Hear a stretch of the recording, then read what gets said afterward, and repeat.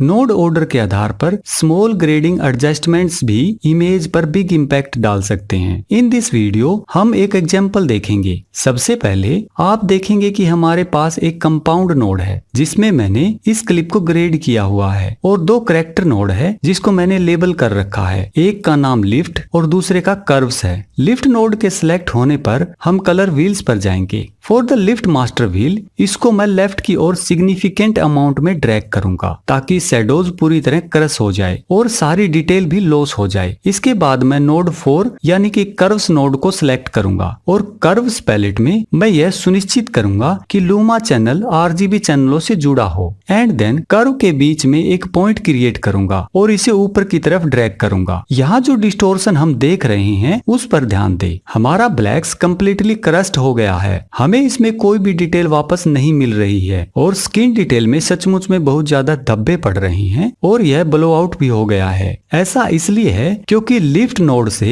Curves node में डाला गया आरजीबी डेटा लिफ्ट नोड पर लागू किए गए एक ग्रेड के कारण बहुत सीमित हो गया है। सो एक बार जब हम शैडोज को क्रस्ट कर देते हैं तो फ्यूचर ऑपरेशन में उनके साथ काम करना बहुत डिफिकल्ट हो जाता है। अब समझने वाली बात यह है कि दाविंसी रिजॉल्व में कुछ भी कंप्लीटली डिस्ट्रैक्टिव नहीं है। इनफैक्ट अगर मैं कर्व्स के कंट्रोल पॉइंट को रीसेट करने के लिए उस पर राइट क्लिक करता हूं और ब्लैक पॉइंट को ऊपर की ओर खींचता हूं तो आप देख सकते हैं कि हम उन सभी डिटेल्स को रिकवर कर सकते हैं जो पिछले नोड में क्रस्ट हो गई थी। ऐसा इसलिए है क्योंकि कर्व के इस ब्लैक पॉइंट को ऊपर उठाया जा रहा है। The same thing is dragging right in the master wheel for the lift. मतलब यही सेम चीज हम मास्टर व्हील में लिफ्ट को ड्रैग करके कर सकते हैं।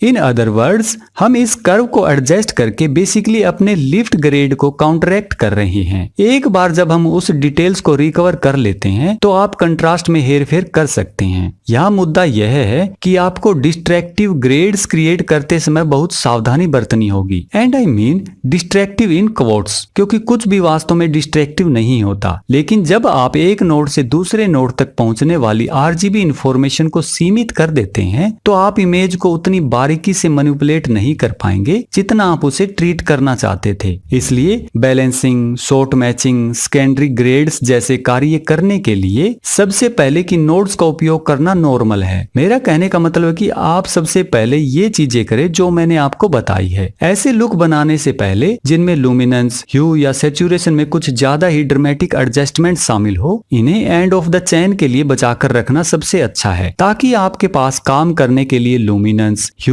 एंड सैचुरेशन की फुल रेंज हो। Let's take a challenge. हम एक चुनौती लेते हैं कि हम इन टेक्निक्स की प्रैक्टिस करेंगे और नीचे कमेंट्स बॉक्स में अपने एक्सपीरियंस मेरे साथ शेयर करेंगे। साथ ही मुझे बताएं कि क्या यह ट्यूटोरियल आपके लिए मददगार था। यदि आपके पास कोई क्वेश्चन या टॉपिक्स है जिसे आप चाहते हैं कि हम कवर करें तो मुझे कमेंट्स में बताएं। हम उन्हें एड्रेस करने के लिए एक स्पेशल एपिसोड बनाएंगे। तो ठीक है दोस्तों, मिलते हैं नेक्स्ट ट्यूटोरियल में एक नए टॉपिक के साथ। तब तक के लिए happy learning, happy colour grading. Bye friends.